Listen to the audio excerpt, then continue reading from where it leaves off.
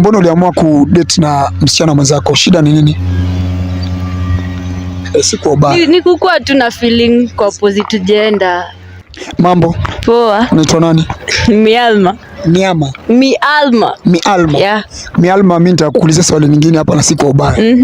Una date ama uko kwa mahusiano? Boy ama dem? Dem. Una date dem? Siku ubaya. Hiyo ni choice yako wewe mwenyewe ndio umechagua. Ungeweza kupenda tuangalie kama huyo dem wako anakucheat ama wewe ndo unamcheat, ama una uaminifu gani kwamba huyo dem wako anakutrust? Me personally, mtu wangu ananitrust. Na unajuaje? Ananitrust. Are you sure? Yeah.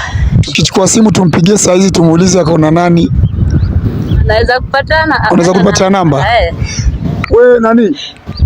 Hebu nani? Uko na credit kwa hiyo simu? Kuja hapa. Nataka kukonfirmia huyu msichana mrembo kama huyu, kama unaweza mfanyia cheating.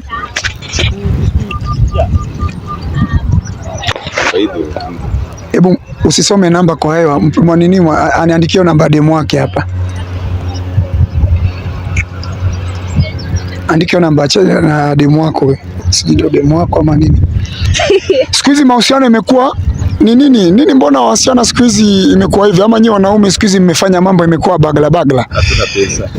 Aya, mtu wako kuna pesa? Mimi ninazo. Wewe ndio kuna pesa? Nataka kujua kwamba ni pesa zako ndo anakulaga, nipatie. Usisome namba. Na taiba. Anaitwa nani? Caribbean. Iko intemporary. Hebu kuna namba nyingine, hebu confirm hii namba. Niyo tu. Hebu ngoja nihakikishie hii namba nani? Ameweka hii. Niyo.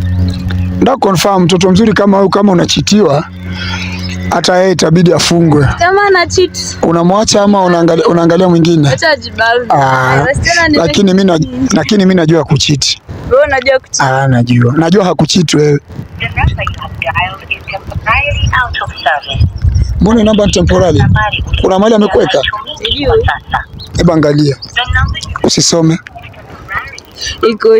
Iko hivyo. So msikilizaji, umesema unaitwa nani? Mialma.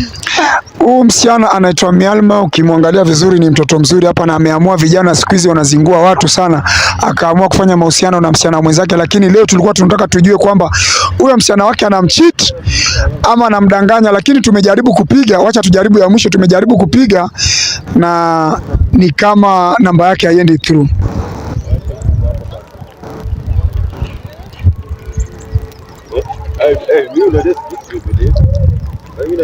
The number you have dialed is temporarily out of service. Hauna namba nyingine?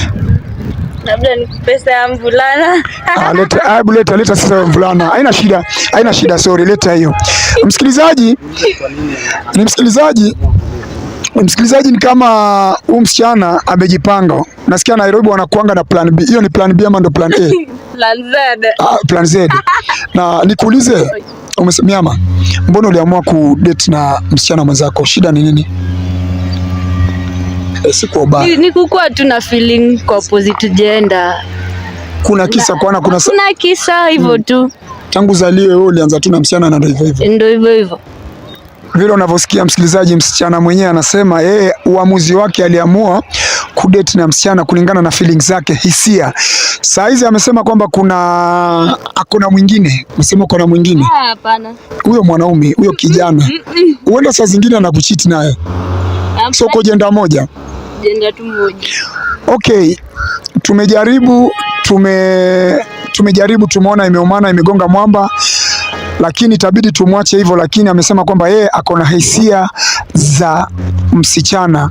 So wadau, naomba pale YouTube msubscribe katika channel yetu the Six Classics TV.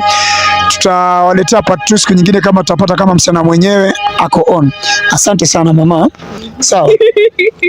Hebu acha. Wewe asante.